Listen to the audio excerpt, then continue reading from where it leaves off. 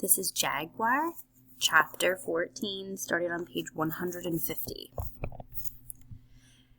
The next 2 days were relatively calm. Raoul spent most of his time sitting in a folding chair staring at the shoreline. I gave him a pair of binoculars to use. He could hardly keep them away from his eyes.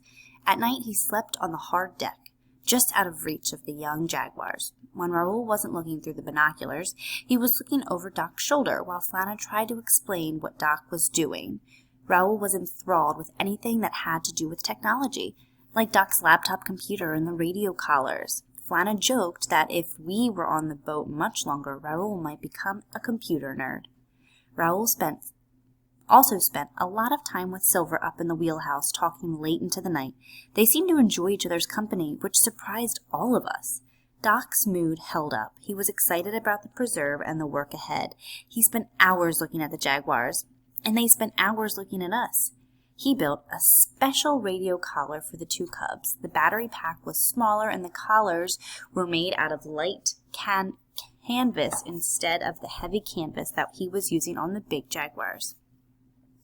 His plan was to put the collars on when we got to the refuge. The reason I'm using the light canvas is because the cubs are still growing, he explained. We'll try to recapture them in a couple of months to put on bigger collars. If we fail to capture them, these light collars will rot and fall off before they constrict their necks. We named the jaguars. Well, actually, Doc let me name them. The black cub was Wild Bill, after Bill Brewster. The spotted cub was Tall. And I named their mother Beth, after my mom. Doc thought the names were perfect. When we anchored at night, Raoul gathered food for the jaguars. Sometimes he'd spear fish in the shallow water along shore. Other times he'd go deep into the forest to hunt. He made a bow as tall as he was and several arrows that were nearly as long as the bow. He rarely came back empty-handed. Once he brought back 2 howler monkeys. Another time he brought back a capybara, a rodent the size of a small dog. On his last hunting trip, he hit the jackpot and bagged a tapir, which provided several 100 pounds of meat. Flana and I had to help him carry the tapir back to the boat and put it into the cooler. Doc thought it would keep the jaguars' stomachs full until we got to the preserve. The further upriver we got, the fewer settlements there were. We also started seeing a lot more wildlife, especially in the early morning and late evening. We saw troops of howler and woolly monkeys scurrying through the canopy along shore. Giant river otters slid off the muddy banks and swam out to the boat to check us out. Flana said the otters were called jaguars of the river because of their voracious appetites and skill at catching fish. Once in a while, we saw an anaconda swim by or pass a tree boa sunning itself on a branch. And of course, there were countless birds darting in and out of the green tangle of trees and plants growing on shore. I think one of my favorite animals were the baudas, or Amazon dolphins. They had pinkish skin and long beaks and rode our bow waves for miles as we made our way upriver to the preserve.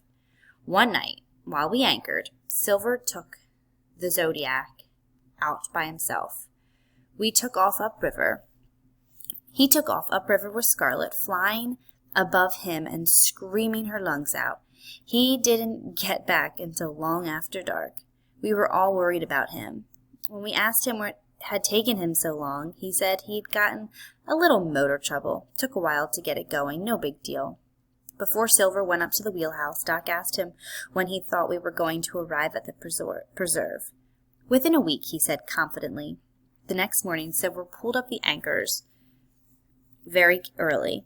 We had gone maybe 10 miles upriver when he slowed the Tito down, took a hard left, and gunned the engine. Raoul fell off his chair. At first we thought Silver had done it to avoid a floating tree, but nothing passed us, and he continued heading towards the shore. Doc and I climbed up to the wheelhouse to find out what was going on. "What are you doing, Silver?" Doc asked. "Shortcut," Silver said, continuing his heading. And I thought we had an agreement that I was the captain. I'm not disputing that, Doc said. I just want to know what's going on. We were about 30 feet from shore. Silver slowed the boat down, then dropped the bow anchor to hold us in place. You see that tributary? He pointed to an opening along shore. It was barely wide enough for the Tito to squeeze through. Silver went into his cabin and brought a map out. Let's pretend for a moment that the Amazon River is an interstate freeway, because in a sense, that's what it is. It's the main highway through the Amazon basin. Now, up here, right along the highway, is your preserve. He pointed to a large area marked in red. And here is where you wanted to set up your base camp. There was a black X. Are you with me? I'm with you, Doc said, but I still don't know where you're going. If you had the choice of releasing jaguars in the center of a national forest or near a freeway off-ramp, which would you choose? The center, of course. Well, I think I have a way of getting us right to the center. You can't get there overland. There are too many swamps and other obstacles. I suspect the jaguars you want to catch and collar aren't living next to the freeway either. They're here. He pointed to the center of the preserve. So how do we get there by boat? Silver pointed to a squiggly blue line. That tributary doesn't even reach the border of the preserve, Doc protested. I think it does. You said you hadn't been in this area before. How could you possibly know that? I don't, Silver admitted, but I think it's worth a try. Based on what? A hunch, Doc. Don't you ever get those? Doc nodded. He was the king of hunches. But we're supposed to meet Buzz and Wolcott up there. Doc pointed to the agreed-upon spot for the base camp. We have several weeks before we have to be there. If I'm right, by the time they show up, we'll have already explored the interior of the preserve. Your 3 cats will be miles away from civilization and safe. And I'll bet you'll have several more jaguars to radio collar. Doc looked at the entrance to the narrow tributary. It doesn't look wide enough for the boat. It's tight, Silver admitted, but it gets wider about a mile in. I took the Zodiac up there last night. If I'm wrong and the tributary stops, we'll turn around and continue with our original plan.